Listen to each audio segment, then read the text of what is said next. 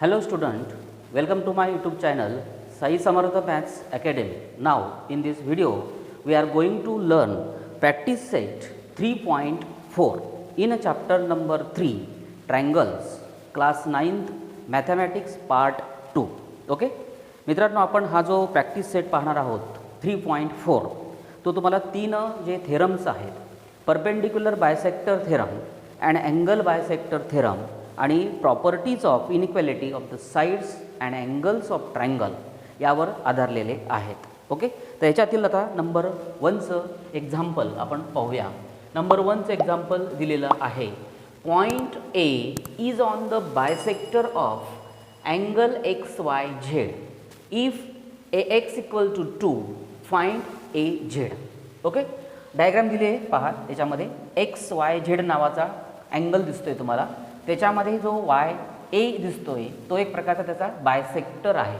Okay, आणि तुम्हाला ए एक्सची लेंथ दिली आहे 2, तर तुम्हाला ए झेड काढायचा आहे. ओके, मग अशा प्रकारे तुम्हाला दिलेल्या गोष्टीमध्ये काय दिलेलं आहे पहा की पॉईंट सोडवताना लक्ष ठेवा. आता point A lies on the bisector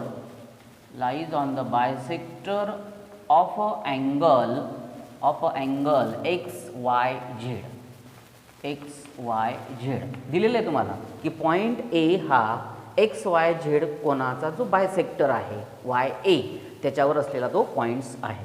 मग त्यानंतर तुम्हाला आपल्याला माहिती आहे की अँगल बायसेक्टर थेरम आहे की जर एखाद्या बायसेक्टरवरती एखादी पॉईंट्स असेल, कुठला का पॉईंट घ्या ना तुम्ही, असे या बायसेक्टरवर असलेले जे कुठलेही पॉईंट जरी तुम्ही घेतले तर ते या दोन ज्या साईड्स आहेत अँगलच्या त्या अँगलच्या दोघं साईडमधून ते इक्वल असतात, इक्विडिस्टन्स असतात, समान अंतरावरती असतात. म्हणून त्याला आपण असं म्हणू शकतो की points A is a equidistant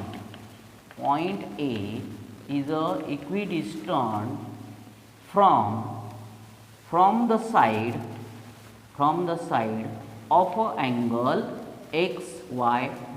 XYZ ज्या बाजू असतील त्यांच्यापासून तो पॉईंट्स हा इक्विडिस्टन्स अंतरावर समान अंतरावर असतो. ओके, म्हणजे याचा अर्थ याला काय कारण द्याल तुम्ही, अँगल बायसेक्टर थेरम. ओके, अशा प्रकारचं रिझन तुम्ही देऊ शकतात. म्हणजे याचा अर्थ ए एक्स आणि ए झेड जे अंतर आहे A X equal to A Z हे डिस्टन्स इक्वल असेल या थेरमनुसार. Okay, but A X equal to 2, A एक्सची लेंथ तुम्हाला 2 दिली तर ए झेडची पण किती येईल, 2 येईल. Therefore A Z equal to 2 आपल्याला काढायचा होता ए झेड. ओके, अशा प्रकारे आपल्याला ए झेडचं जी लांबी आहे ती 2 आलेली आहे. या प्रॅक्टिस सेटमधील नंबर 2चं एक्झाम्पल पहा. Angle R S T equal to 56 degree, segment P T perpendicular to rays S T, segment P R perpendicular to the rays S R and segment P R congruent segment P T. Okay, find the measure of angle R S P. Okay, R S P हा जो अर्धा angle दिसतोय तुम्हाला त्याचं माप आपल्याला काढायचं आहे. त्याच्यामध्ये तुम्हाला state the reason for your answer, नुसता त्याचं ॲन्सर नाही लिहायचं तर त्याला कारण द्यायचं, म्हणजे त्याला सोडवायचं आहे. ओके, दिलेल्या गोष्टीमध्ये काय काय दिलं आहे ते पाहू. म्हणा आधी सुरुवातीला सेगमेंट पी टी हा एस टीला काय रे एस टीला परपेंडिक्युलर आहे. Segment P T perpendicular ray S T also P R perpendicular S R. Also segment PR perpendicular ray S R. Okay, हे दोघं एक ह्या रेषांना परपेंडिक्युलर आहेत. परत दिलेलं आहे अजून segment P R congruent segment P T. Okay, P R आणि पी टी हे काय दिले कॉन्ग्रुएंट, हे सगळे दिलेली इन्फॉर्मेशन आहे, गिवनमध्ये दिलेलं आहे. ओके, मग अशा प्रकारे ही साईड आणि ही साईड इक्वल आहे.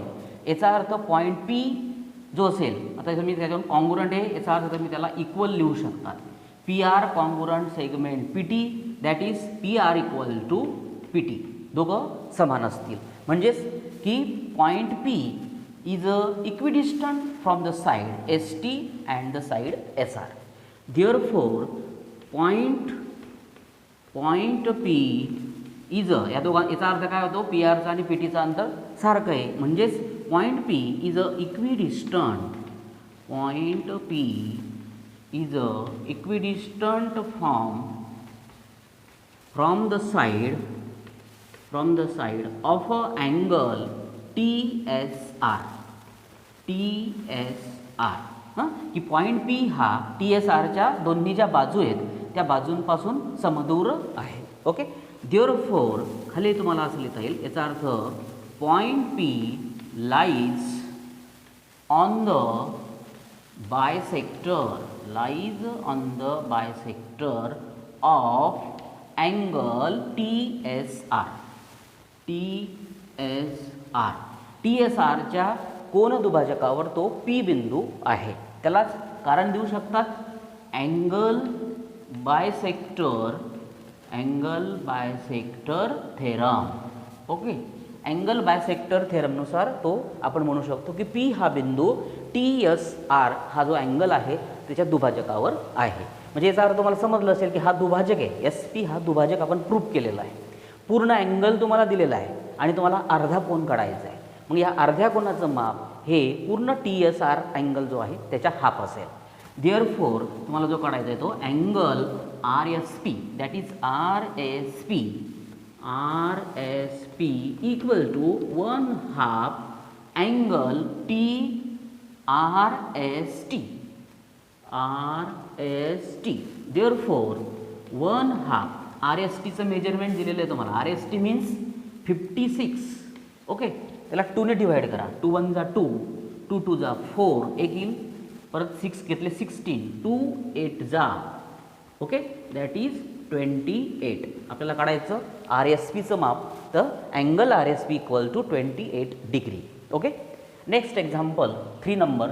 In a triangle PQ equal to 10 centimetre, QR equal to 12 centimetre, PR equal to 8 centimetre. Find out the greatest and the smallest angle of the triangles. Okay, हा triangle काढलेला आहे पाहताना. PQR मध्ये तुम्हाला PQची length 10 दिली आहे, PRची length 8 आणि QRची length दिलेली आहे तुम्हाला 12.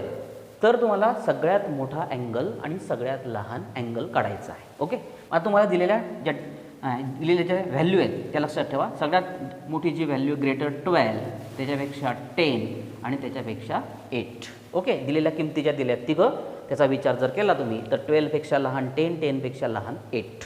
12 म्हणजे कोणती साईड आहे QR. Okay, QR. 10 म्हणजे कोणती साईड आहे PQ. ओके, आणि 8 मीन्स PR असं आपण लिहू शकतो त्याच्या किमतीवरून. ओके, आता QRच्या समोर QR जो दिसतोय तुम्हाला हा QR त्याच्या समोरचा अँगल पहा. याच्या समोरचा आहे QPR. Angle QPR greater than PQ पाहता. PQ ही जी साईड दिसते तुम्हाला त्याच्या समोरचा अँगल पहा PRQ. Angle PRQ greater than PR side पाहता. ही PR साईड दिसते तुम्हाला त्याच्या समोरचा अँगल म्हणजे हा that is PQR. Angle PQR.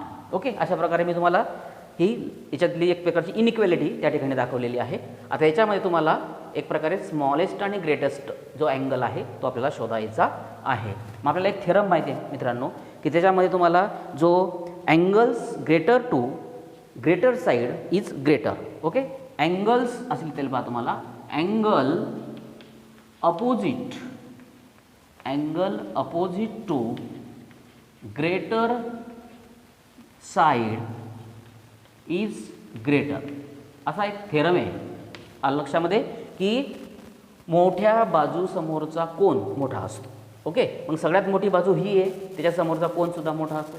Okay, मग आता याच्यामध्ये सगळ्यात मोठा कोन हा आणि सगळ्यात लहान कोन हा आला. आपल्याला लिहायचं आहे greatest angle.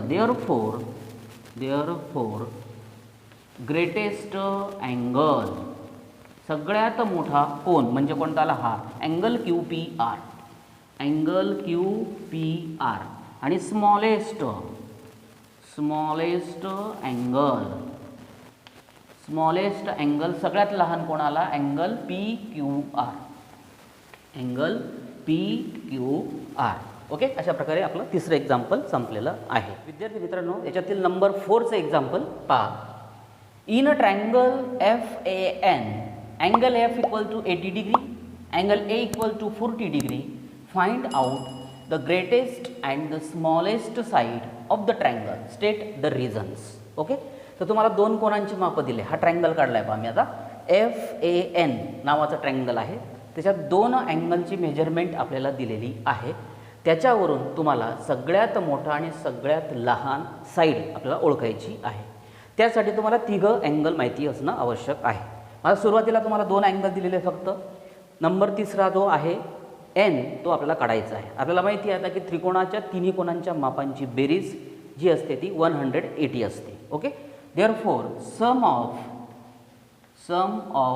The angle, sum of the all angle, sum of the all angles of triangle is 180 degree. त्रिकोणाच्या तिन्ही कोणांच्या मापांची बेरीज 180 अंश असते.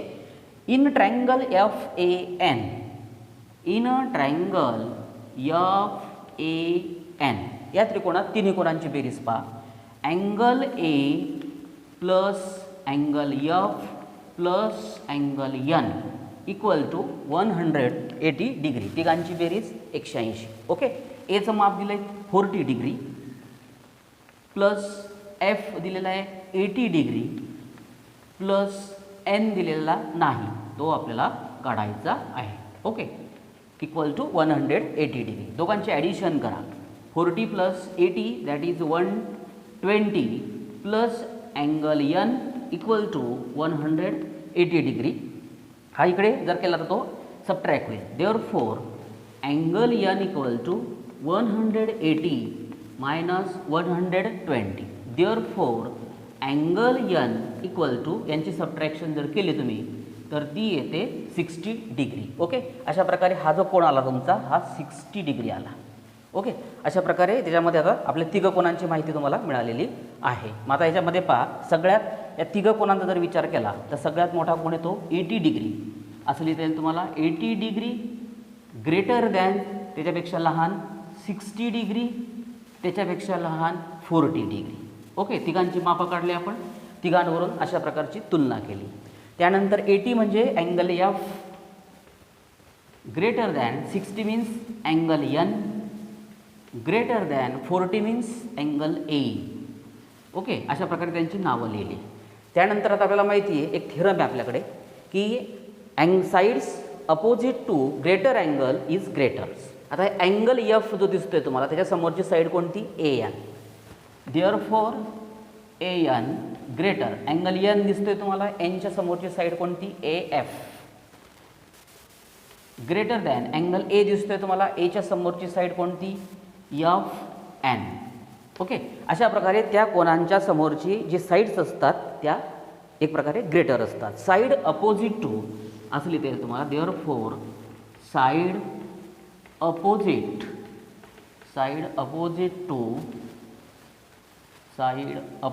To greater angle is greater. Okay, त्याचं कारण तुम्ही अशा प्रकारे लिहू शकतात की मोठ्या कोणासमोरची बाजू मोठी असते आणि लहान कोणासमोरची बाजू ही लहान असते. मग आपल्याला लिहायचं सगळ्यात मोठी बाजू ही सगळ्यात आली तुमची ए एन आणि सगळ्यात लहान जी आली ती F N. Means greatest side खाली लिहायचं, ग्रेटेस्ट साईड इक्वल टू सगळ्यात मोठी बाजू A N and the smallest side सगळ्यात लहान जी बाजू आली ती एफ एन. ओके, अशा प्रकारे आपण ग्रेटेस्ट आणि स्मॉलेस्ट साईड ओळखू शकतो. मित्रांनो, व्हिडिओ आवडल्यास लाईक करा, शेअर करा, सबस्क्राईब करा. थँक्यू मित्रांनो.